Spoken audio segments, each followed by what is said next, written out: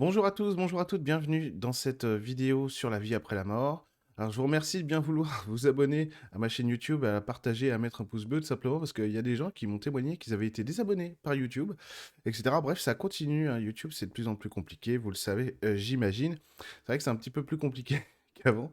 Donc n'hésitez pas, ça me fera aussi plaisir. Tout simplement parce que je publie tous les jours sur les réseaux sociaux aussi des contenus vidéo, que ce soit TikTok, YouTube, Instagram, Facebook. Et oui, Facebook existe encore, je vous le promets. Bref, et puis bah, n'hésitez pas aussi pour tous ceux qui ont besoin. Il y a tous les liens dans la description de cette vidéo aussi sur tout ce que je propose, que ce soit les formations en ligne ou que ce soit les séances individuelles. Bref, voilà pour la partie la plus usante de cette vidéo. Et maintenant, on va pouvoir parler de la vie après la mort. La vie après la mort, c'est assez complexe et en même temps très simple. J'aime bien commencer une vidéo comme ça, parce qu'en fait, c'est jamais, c'est jamais si simple. Mais c'est vrai que la vie après la mort, en soi, bah, c'est quand même assez simple. Mais pour nous, les humains, eh ben, il y a beaucoup de trajectoires parce qu'il y a beaucoup de paramètres qui vont rentrer en compte. Il y a une version quand même assez épurée, c'est-à-dire assez spirituelle de la vie après la mort, et ensuite une version un peu plus humaine. Ce que j'entends par spirituel, c'est-à-dire que nous, on voit souvent la vie après la mort avec nos yeux humains. Donc, même si on est quelqu'un de bien, quelqu'un de gentil, etc., on peut avoir des jugements sur nous-mêmes, voilà, en priorité. On peut avoir aussi des jugements sur les autres, etc., et se dire, bah lui, après la mort, dis donc, il risque d'en chier pas mal, etc. Mais en fait, on ne sait jamais vraiment. Donc ça, c'est le point de vue spirituel. Parce que tout dépend de ce que l'âme a souhaité et de ce que l'âme peut traiter comme information. Et aussi de ce que l'humain, finalement, lorsqu'il va sortir du corps, va être capable de réaliser. Et ça, c'est très important, de réaliser en conscience, hein, de ce qu'il a été, de ce qu'il a fait sur la Terre, etc., etc. Donc tout ça est très important parce que ça permet de remettre les choses en perspective. Mais on va voir aussi qu'il y a des parcours qui sont particuliers, qui peuvent être plus durs aussi, et je vais essayer de vous expliquer pourquoi ils peuvent être plus durs, même si ça tombe un peu sous le sens, hein. C'est aussi lié à la manière dont on a vécu sur la Terre, et aussi, bah, du coup, pour le coup, de ce que notre âme attend de nous aussi. Même pour les cas les plus difficiles, c'est-à-dire ce qui se passe dans la vie après la mort parfois, c'est qu'on arrive dans des endroits qui sont pas très joyeux, bien au contraire, il y a toujours des portes de sortie. C'est-à-dire qu'on n'est jamais puni au sens où on est condamné à souffrir pour 100 000 ans, etc., etc., ou pour un temps indéterminé, parce que le temps n'existe pas de l'autre côté, mais bon, en tout cas pas du tout de la même manière que chez nous, mais bon.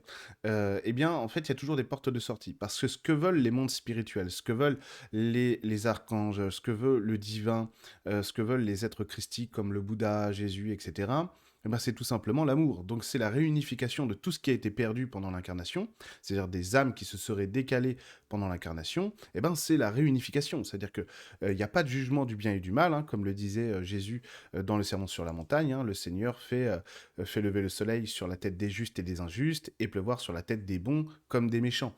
Donc il n'y a pas de jugement, il n'y a que de l'amour, et cette idée, en fait, elle est très importante, parce que ça permet aussi de voir que eh ben, à partir du moment où, sincèrement, on se rappelle à la lumière, on sort des expériences négatives qu'on peut vivre après la mort. Alors, ce qui est très intéressant quand même, puisque même si on parle de la vie après la mort dans cette vidéo, c'est que ça marche aussi sur Terre.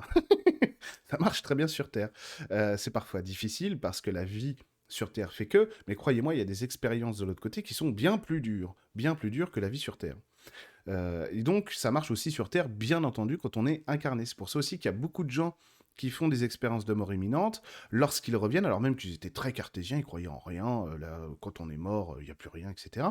Et bien évidemment, ils changent puisqu'ils ont vu, donc ils ont l'expérience avec eux, donc leur point de vue va totalement être différent. Il y a beaucoup de gens comme ça qui ont après vraiment œuvré pour le bien de l'humanité, après être passé par la case expérience de mort imminente, je pense notamment à Alexis Ambre, etc., à des gens comme ça, ou Nicole Dron, bref, plein de gens qui ont vu ce qui se passe, en tout cas une partie de ce qui se passe de la vie après la mort, et qui sont revenus pour changer beaucoup de choses.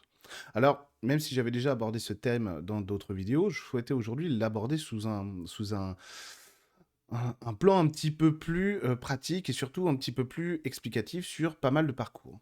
Le problème qui peut se produire quand on passe de l'incarnation à la désincarnation, ça va être notre attachement à la matière. Et plus on va être attaché à la matière, plus on va être attaché aux choses, pas à la matière, mais à la matérialité plutôt, et aux choses de la matérialité, plus le passage du monde terrestre au monde non terrestre, au monde spirituel, va être très compliqué parce qu'il va être entravé par beaucoup de choses. Il va être entravé par beaucoup de choses, notamment par le fait que, bah, du coup, on ne voit pas plus loin que ses pieds. Parce que faut bien comprendre quelque chose. Lorsque Jésus nous disait, voilà, ne cherchez pas la richesse sur la terre, mais cherchez la richesse dans le ciel. Il ne nous demandait pas d'être pauvres, il ne nous demandait pas d'abandonner tout plaisir sur la terre, etc. Pas du tout. Il nous disait, ne recherchez pas cela en priorité. C'est surtout ça qu'il demandait. Et cherchez ensuite, cherchez d'abord l'amour et la justice de Dieu, et ensuite tout cela vous sera donné par surcroît. Donc il nous invitait simplement à positionner nos priorités d'intégration à la matière, à la vie, plutôt dans l'amour, évidemment, le partage, etc. Et surtout l'empathie, la douceur, bref, vous connaissez tout ça. L'altruisme avant tout, quoi. Et ensuite, bah oui, on a besoin de vivre, on a besoin de manger, on a besoin de payer un loyer, de rembourser un crédit, bref, on a besoin de tout cela. Mais ça n'est pas la priorité. Et je pense que vous l'aurez constaté, sur notre Terre actuellement, le, le nombre de gens qui recherchent avant tout la matérialité a explosé. A explosé. Donc c'est assez triste, mais c'est aussi pour nous montrer à quel point bah, nous autres êtres humains, on est un petit peu cyniques, quoi, finalement. Et donc, c'est pas, il faut pas juger ce qui se passe, mais plutôt comprendre ce qui se passe pour se repositionner comme il faut. Parce que, mine de rien, bah, il y a plein de gens aussi qui s'incarnent sur Terre pour avoir des mauvais rôles et ils se sacrifient un petit peu pour la cause, quoi. Parce que ça, on est tous impliqués, on est tous un. Et finalement, bah, ça nous concerne aussi. Moi aussi, je suis un consommateur, vous le voyez bien, etc., etc. Donc il y a des choses qui doivent nous parler aussi et nous aider à nous remettre en question tout le temps.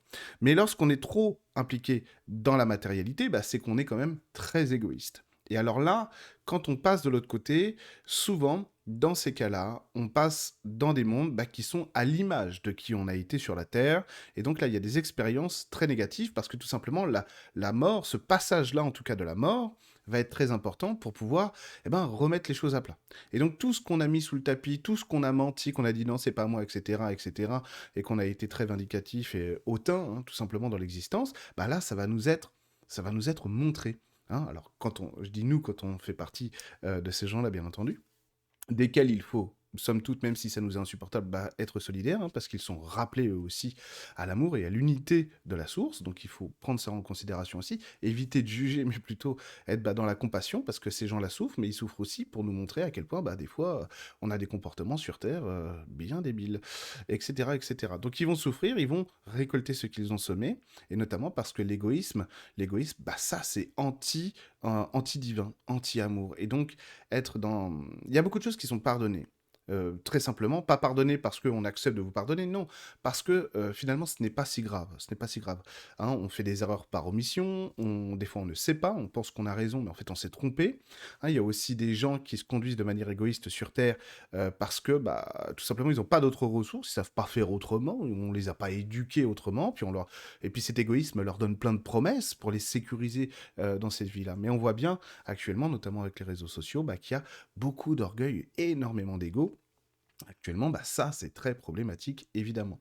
Évidemment. Donc, après, quand on voit ça aussi, quand on comprend un peu ça, bah, on comprend aussi un petit peu comment on est gouverné, pourquoi on est gouverné comme ça, et finalement, bah, tout ça, dans l'ensemble, est un peu à notre image, même si, bien sûr, ça, il y a beaucoup de gens qui contrebalancent ça avec énormément d'initiatives spirituelles, écologiques, tout ce que vous voulez. Bien entendu, on voit bien, bah, voilà, on est à un moment de basculement au niveau de la vie terrestre. Et du coup, bah, ces gens-là vont devoir eh ben, se mettre face à ce qu'ils ont été dans la vie, et des fois, ils vont souffrir beaucoup. Il y a aussi des niveaux où des gens sont suffisamment démoniaques en eux pour que lorsqu'ils repassent de l'autre côté, eh ben, ça va vraiment créer une densité très puissante sur cet aspect un peu démoniaque de qui ils sont. Et là, eh ben là, c'est à double tranchant parce que soit en fait ils se fondent dans le décor et c'est problématique, ça recrée de nouvelles énergies de type démoniaque, etc. Soit, eh ben, et ça, ils auront de la chance s'ils voient ça comme ça, soit ils vont recevoir la même puissance contre eux. Encore une fois, il y a toujours des portes de sortie. C'est-à-dire qu'à chaque fois qu'on va se rappeler qu'on a besoin de Dieu, qu'on a besoin de l'amour, qu'on a besoin de cette lumière et qu'on va l'appeler, elle va arriver immédiatement pour venir nous chercher. On ne cherche pas à punir les gens, on ne cherche pas à faire en sorte qu'ils souffrent. Ça n'est pas ça, c'est notre souffrance à nous qui nous est mise devant les yeux. Donc tout simplement nos expériences sur la Terre qui vont être tout simplement dans la continuité après la mort. Après la mort dans ces mondes-là. Donc c'est assez complexe parce que on voit bien notamment dans le film No Solar que André Louis, celui qui meurt, hein, dont on nous raconte l'histoire dans ce livre et dans ce film, hein, le livre est beaucoup plus complet que le film et le film est très très beau. On voit bien, voilà, dès qu'il appelle à l'aide, eh ben la lumière arrive. C'est-à-dire que il le dit même dans le film, il ne me restait plus qu'à prier. J'avais limite, il avait complètement oublié que Dieu existait, quoi. Et donc il se met à prier, et là tout de suite, la lumière arrive, des êtres de lumière viennent le chercher. Et ça, c'est la réalité. Donc il y a toujours une porte de sortie pour ceux qui ont un cœur sincère, en tout cas, qui se rappellent de ça. Et donc on voit bien, en plus, on suit son évolution derrière, c'est pas forcément simple pour lui, et il comprend pas tout, etc., hein. Il a encore, d'ailleurs, il le dit dans le film, dans son logiciel terrestre, mais ça passe, ça passe. Donc ça, ça va être vraiment important de comprendre que peu importe ce qui se passe de l'autre côté, de manière négative, il y a toujours une porte de sortie. Et c'est pour ça aussi que les prières, les intentions, les pensées envers ceux qui sont déjà partis sont très importantes, parce que ça leur permet aussi de dégrossir pas mal de choses et de sentir l'amour, de sentir l'amour. Parfois, cet amour, il n'arrive pas à passer, hein, dans ces mondes d'ombre. Ceci étant dit, il n'est pas perdu, parce que ça va venir aussi dégrossir cette couche d'ombre, etc., etc. Et quand les âmes ensuite passent à la lumière et qu'ils entendent, ils voient l'amour qui leur a été donné, mais ça les booste énormément pour continuer à se développer, pour continuer à passer à autre chose et à se construire. Donc, vous voyez, c'est très important d'avoir toujours des pensées pour ceux qui sont partis. Nous, sur Terre, des fois, on a du mal à pardonner aussi, hein. Il y a des gens qui sont partis et qui nous ont fait beaucoup de mal, beaucoup blessés, voire mais vraiment, vraiment beaucoup de mal. Ce qui n'est pas mon cas, mais je sais qu'il y a beaucoup de gens qui ont vécu des choses avec des proches qui sont violentes, physiquement aussi violentes, donc des choses très difficiles à pardonner. N'oubliez jamais que lorsque l'on fait ça, eh ben, on offre l'occasion à cette âme de se transformer pour rendre ensuite cet amour. Et donc, le pardon, encore une fois, ça n'est pas pour libérer quelqu'un comme ça, c'est nous que ça libère en priorité, puisqu'on se sépare de cette souffrance et de ces mauvais souvenirs lorsqu'on pardonne. Donc n'hésitez jamais, en fait, même si vous avez du mal, eu égard à tout ce qui s'est passé dans votre passé, à avoir des prières ou même un élan de prière ou de pensée positive, d'amour pour ces gens-là, passez par d'autres voies, dites voilà, que tout l'amour soit donné à ceux qui nous ont quittés, ne les nommez pas, par exemple, ne les visualisez pas, mais ça vous sera rendu. Ça vous sera rendu.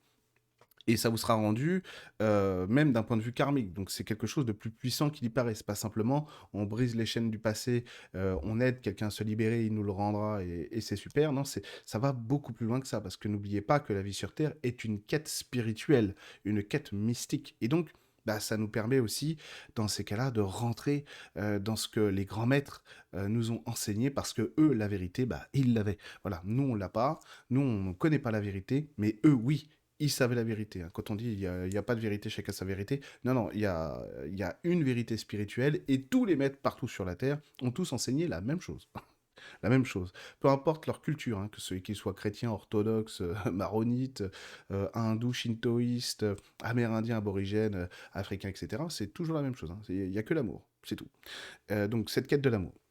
Donc on voit bien aussi que ces passages dans les mondes de l'ombre, ils vont être là aussi pour nous aider, nous les humains, à nous réparer, à comprendre. Parce que la chance aussi que ça peut donner à ces âmes-là, c'est de sortir de ces mécanismes-là, et quand ils vont revenir sur la Terre, ils ne seront plus jamais pareils. Ils auront fait vraiment le deuil d'une partie de l'incarnation, d'une partie de la manière dont on s'incarne sur Terre, et d'une partie, du coup, de souffrance, d'ombre, de malheur, de mal, tout simplement de mal. Et tout ça ne se reproduira plus par la suite. Et tout ça est très important pour les cycles d'incarnation, parce qu'après, ça fait aussi des êtres qui reviennent, qui sont très mûrs au niveau de l'esprit, très mûrs au niveau spirituel. Et on voit bien aussi que au niveau des incarnations, eh ben, c'est un petit peu, c'est toujours l'âme qui commande, hein. Nous, on cherche des logiques humaines par rapport aux incarnations, comme pour la vie après la mort, alors qu'il faut toujours regarder à travers les yeux du divin, autant que faire se peut, bien entendu, pour comprendre vraiment ces choses-là, hein. Parce que c'est pas simplement tu as été quelqu'un de mauvais sur Terre, donc dans la mort, tu vas souffrir. Des fois non, parce que ça dépend de la qualité aussi de la personne. Il y a des gens sur Terre qui font beaucoup de mal, qui ne sont pas des gens intrinsèquement mauvais. Et du coup, il y a des gens qui vont, on le voit aussi sur Terre, beaucoup de gens qui sont dans la rédemption, qui se réparent déjà, et aussi dans la mort. Dans la mort, on se dit, un peu comme dans le film La Belle Verte, où Corinne Serrault, je crois, elle s'appelle, elle voit, comment il s'appelle l'acteur? Bon, j'ai oublié le nom. Elle voit cet acteur qui va la suivre tout au long du film et qui est médecin au début du film et il est très très con, voilà. Et elle se dit oh lui c'est un gentil en vrai, c'est pas un vrai con. Et elle le réveille. Et elle le réveille. Et voilà. Donc il y a ça aussi, parfois. Après la mort, c'est vous avez été quelqu'un de mauvais, mais vous n'êtes pas mauvais. Vous avez baigné dans un environnement mauvais, on vous a éduqué là-dessus, il y a eu de la violence, etc., etc. Donc on ne vous punit pas pour ça, évidemment.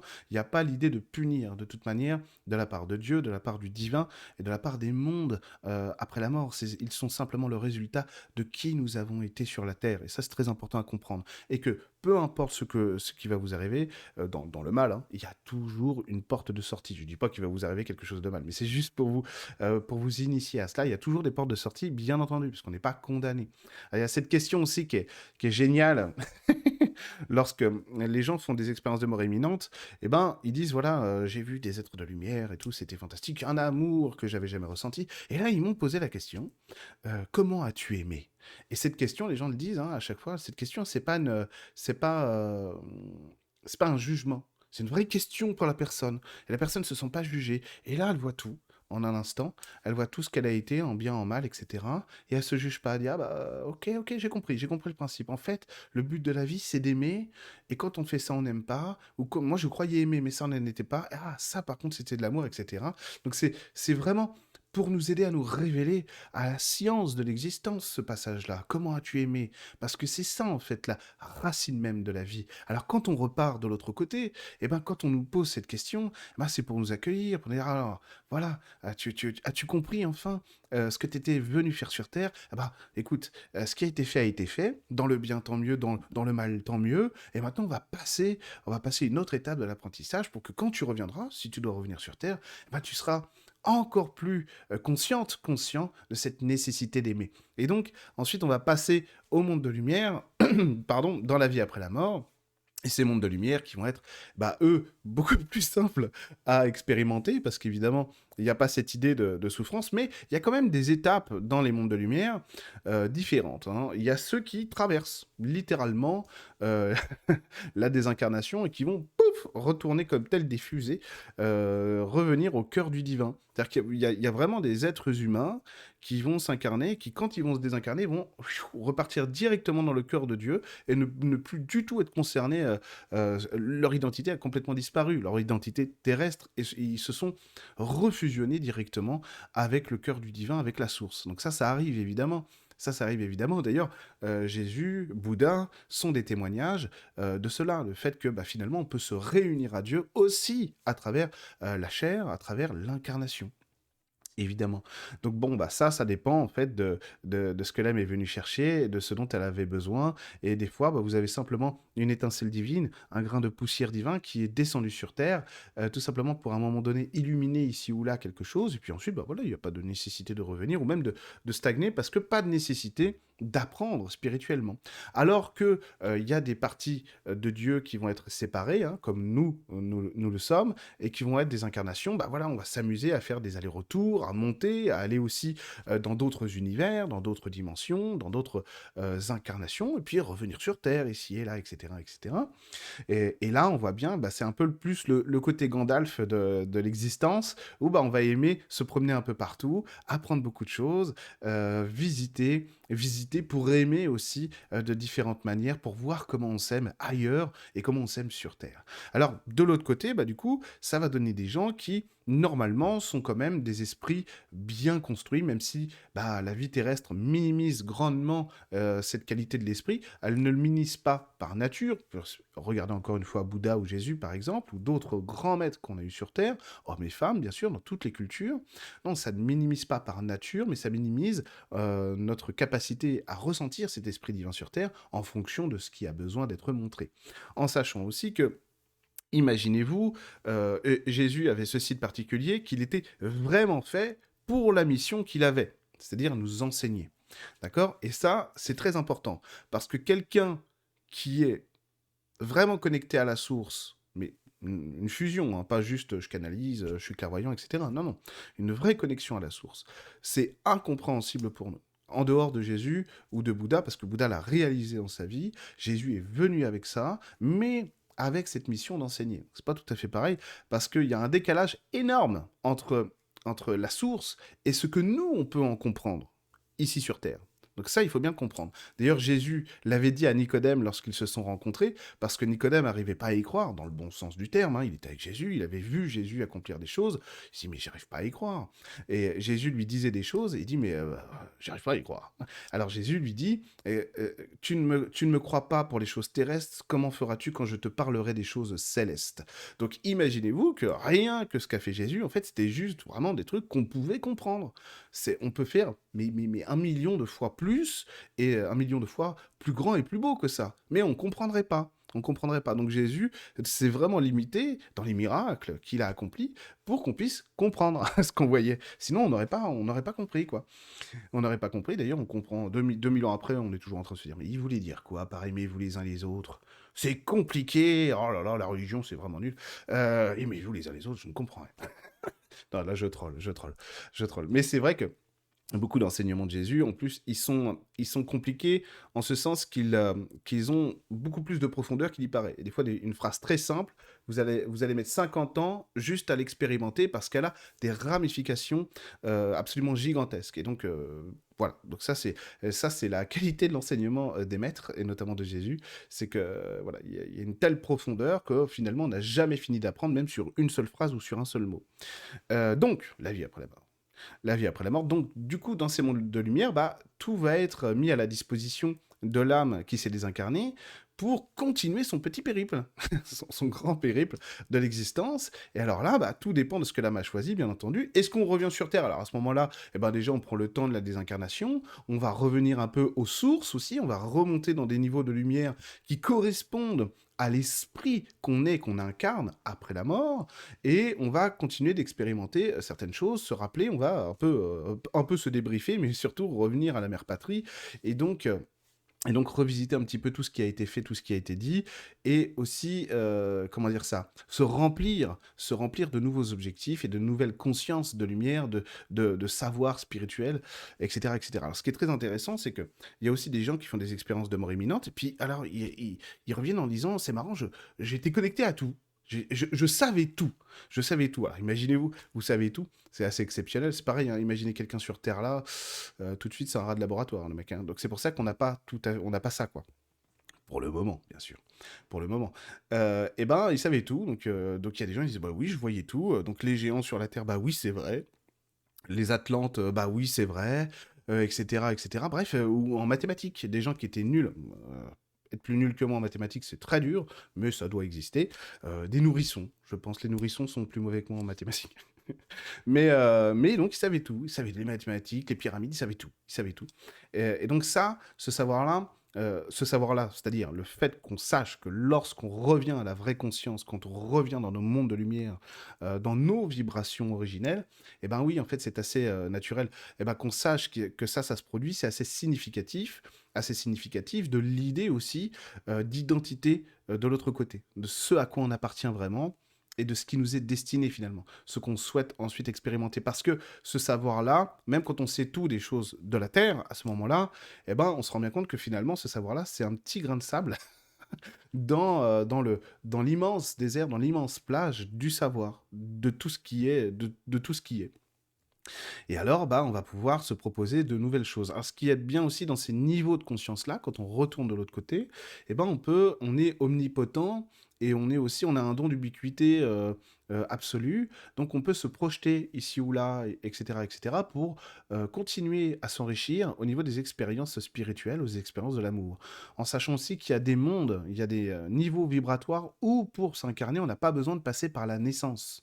On n'a pas besoin de ça. On n'a pas besoin d'une âme aussi qui nous transporte des mondes spirituels. Jusqu'ici, c'est différent. Ça va être une âme qui va être cousue d'une manière différente parce qu'elle n'a plus besoin d'être garante de l'esprit spirituel de l'humain qui s'est incarné, hein. Donc ça va être un autre type d'âme, si j'ose dire, hein. D'accord. Alors, oui, je dis tout le temps si j'ose dire, ma femme m'a demandé d'arrêter, je n'y arrive pas. Bon, voilà, tic de langage. Et du coup, on va pouvoir s'incarner très rapidement sur d'autres mondes, on voyait en tout cas une partie de nous se projeter sur d'autres mondes, parce qu'on va y retrouver aussi des gens qu'on a laissés, des formes de vie que nous aimons et qui sont restés là-bas, donc dans certains mondes non terrestres, mais aussi dans l'intraterre, dans les mondes de vibrations supérieures, en sachant qu'il y a des mondes de lumière qui sont mais extrêmement proches de la source dans l'incarnation, c'est-à-dire qu'il y a vraiment des mondes incarnés. Donc de l'autre côté, ça on peut le voir facilement. Sur Terre, c'est plus difficile. Il faut rentrer dans des transes chamaniques, dans une prière profonde, dans une méditation extrêmement profonde, pour entrevoir ces mondes-là, hein, pour entrevoir ces mondes-là. Mais effectivement, il existe des mondes de lumière de l'autre côté qui sont très proches de la source, mais qui ne sont pas la source. Et ça dépasse même l'idée de Dieu. Si vous voulez, vous savez, les mondes des dieux, ils existent aussi, ces mondes-là, bien entendu, mais ça dépasse même ça. Ça va au-delà de ça, parce que les mondes des dieux sont quand même importants dans la création, globalement. C'est-à-dire qu'on va avoir vraiment, on va dire, il y a la source, et puis on va avoir en dessous des mondes divins, c'est-à-dire des mondes avec des êtres omnipotents, omniscients en toute chose et en toute matière, et en tout savoir, et qui vont aider à la création des mondes, en réalité. Mais là, je vous parle de mondes, de lumière encore au-dessus de ça, et qui sont vraiment un petit peu comme si vous prenez le Soleil, et ben, qui serait en périphérie, tout juste en périphérie, des rayonnements lumineux de cette source que serait le Soleil. Là, c'était une parabole pour vous parler du divin, bien entendu.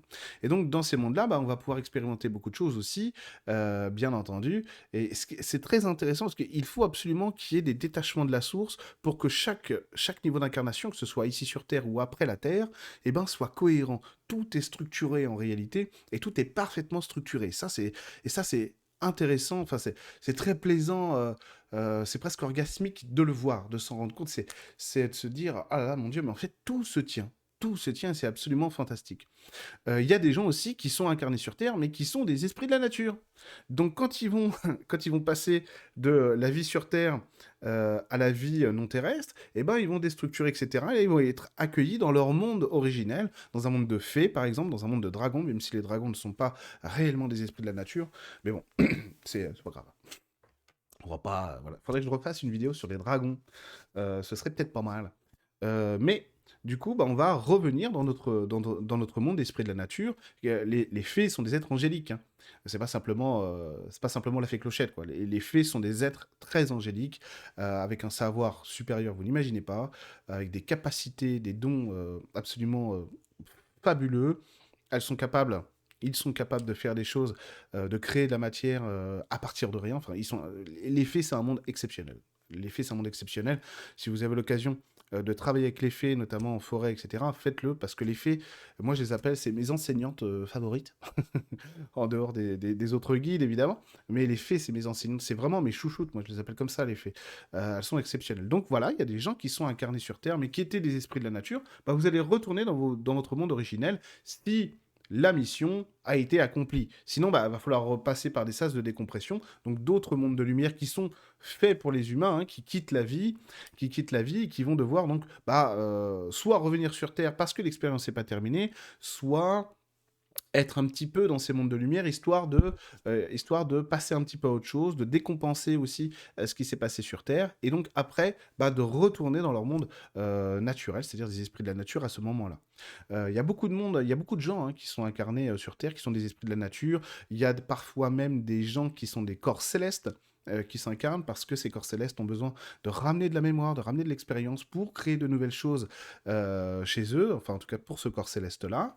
Et du coup, bah, après la mort, vous avez souvent cette espèce de circuit qui va se produire. C'est soit on rentre directement là où on devait aller, soit on va prendre le temps, pas parce qu'on y est obligé, mais parce qu'on a envie, on va prendre le temps de tout revisiter un petit peu pour revoir aussi d'autres gens qu'on a aimés, qu'on a vus sur d'autres mondes, et ensuite on retournera à notre monde naturel, originel.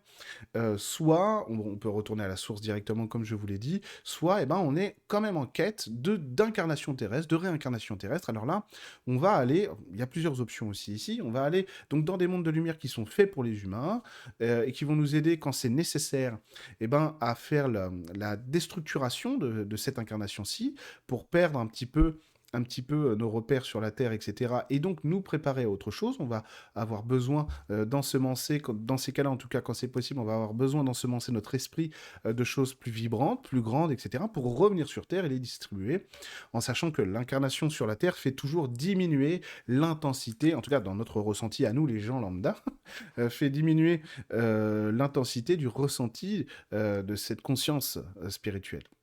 Après, on peut la retrouver évidemment, c'est pour ça que on est là, notamment vous et moi en ce moment, dans cette vidéo et devant cette vidéo. C'est pour justement faire en sorte que ça revienne. Bon. Et après, vous allez avoir les cas les plus compliqués. Ça va être les humains qui ne peuvent pas monter plus haut de toute façon et qui vont devoir... bah oui, là pour le coup, même, je déteste cette expression, c'est vrai, je le reconnais. J'aime pas qu'on dise la Terre est une école. J'aime pas du tout. Pour moi, c'est pas le cas. Je comprends qu'on le fasse. Je n'en veux pas aux gens qui le disent. Rassurez-vous, vous avez tout à fait le droit de dire ce que vous voulez. Hein. Je ne suis pas votre père. Mais j'aime pas ça parce que pour moi, c'est pas vrai. La Terre, c'est pas une école. Une terre d'expérimentation, c'est une terre de beauté, c'est une terre d'amour, c'est une terre de prise de conscience de ce que la matière est capable de faire à tous les niveaux, parce qu'ici, on n'est pas sur un des niveaux les plus bas au niveau de la matière, ce serait mentir que de dire ça, même si les expériences que l'on vit en ce moment peuvent nous faire croire le contraire. Mais on est sur une terre de beauté. Bon, bref. Et alors, du coup, on va avoir besoin, des fois, quand même, et il va bien falloir que je l'accepte aussi, ben, d'être un petit peu comme à l'école. Alors, on va réapprendre certaines choses. Alors, pour les plus chanceux, en fait, ils vont réussir à se défaire de leur conscience terrestre pour passer une conscience spirituelle. Donc, il y a des mondes vraiment de lumière qui sont spécifiques et qui sont faits pour ça. Donc, votre âme vous dirige vers ces mondes-là, de manière automatique. Et ils savent ce qu'ils font aussi de l'autre côté, hein, évidemment. Hein. Donc on est orienté de manière automatique, je parle pour notre conscience humaine bien sûr, hein, parce que notre conscience humaine dans ces moments-là, elle n'est pas capable de faire ces choix-là, donc on va être emmené là-bas. Et alors là, bah, pour les plus chanceux, on va pouvoir apprendre plus de choses, se défaire quand même des choses de la Terre, et donc apprendre beaucoup sur la spiritualité, et revenir sur Terre, bah, évidemment mieux construit. C'est-à-dire que l'idée est toujours la réunification à la source, toujours cette fusion à l'amour. Excusez-moi, j'ai le nez qui me gratte. Hein. Et du coup, ce qui va se passer, c'est qu'on cherche, si ça passe par la spiritualité, dans la conscience de la spiritualité, eh ben, super. Donc à partir de là, bah, cet être-là, il va être plus instruit, il va être capable même de choisir un peu mieux, en tout cas de s'orienter déjà un petit peu mieux sur sa future incarnation sur la Terre, dire bah voilà, bah, je serai plutôt ci, plutôt ça, etc. D'ailleurs, on voit ce genre de discussion dans le film Nos Solars, c'est assez amusant. C'est vraiment, vraiment un super film, vraiment très proche de ce qui se passe de l'autre côté. En même temps, vu les médiums qu'il a canalisés, c'est pas étonnant. C'était quand même un des meilleurs. Et du coup, bah, quand c'est pas possible, alors là, ça va être plus compliqué. Là, va falloir vraiment essayer d'instruire le B à bas de la vie sur Terre, etc., de la spiritualité. Et surtout, ça va consister à ce moment-là, pour déstructurer la personne, à lui faire sortir ses anciennes blessures pour pas qu'il retourne sur Terre avec ça. Donc, on va être plus sur du pardon, etc. Donc, des fois, des ennemis se rencontrent. Ça arrive plus haut aussi, hein, ça.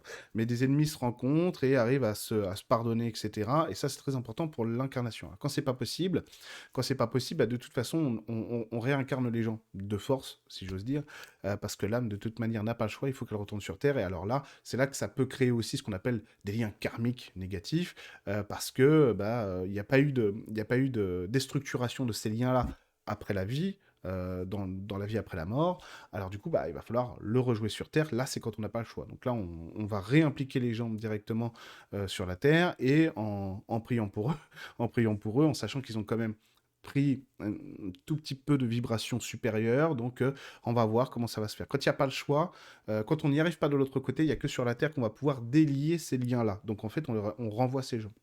On renvoie ces gens à ce moment-là.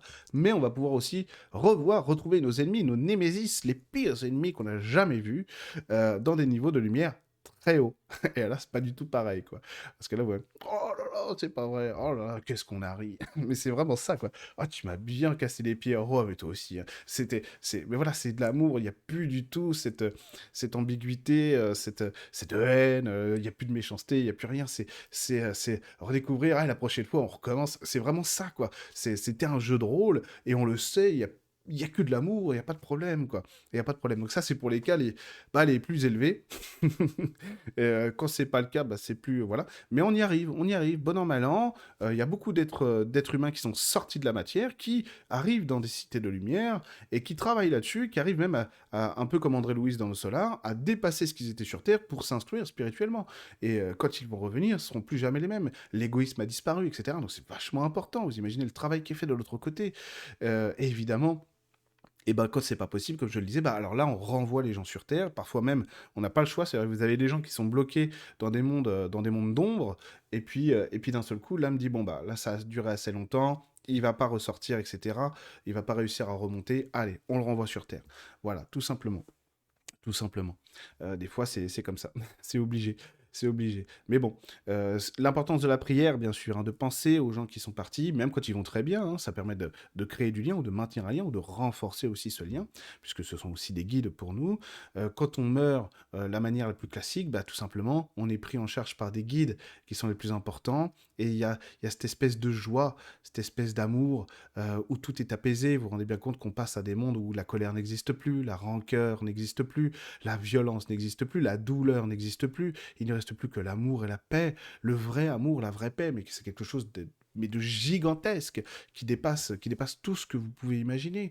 Et ça, c'est extraordinaire de ressentir ça. Évidemment, on nous demande aussi de prendre conscience que ça, on doit pouvoir le ressentir sur Terre, et notamment grâce à la prière. La prière nourrit ça très fortement. La prière ouvre, nous permet de recevoir l'Esprit Saint, l'Esprit divin, l'Esprit de Dieu en nous, et donc accompagné de l'amour, évidemment. Donc c'est pour ça que la prière, c'est très très important.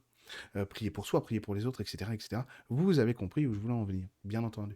Comme la méditation, mais je trouve personnellement que la prière, c'est beaucoup plus approprié pour nous. Alors, il faut essayer de sortir du cadre de la religion, du cadre religieux, pour prier correctement, parce que souvent on a des souvenirs de l'ordre religieux. Enfin, beaucoup de gens ont du mal à prier parce qu'ils associent ça à la religion. Mais vous savez, les Amérindiens, ils priaient aussi, hein, il n'y a pas de souci.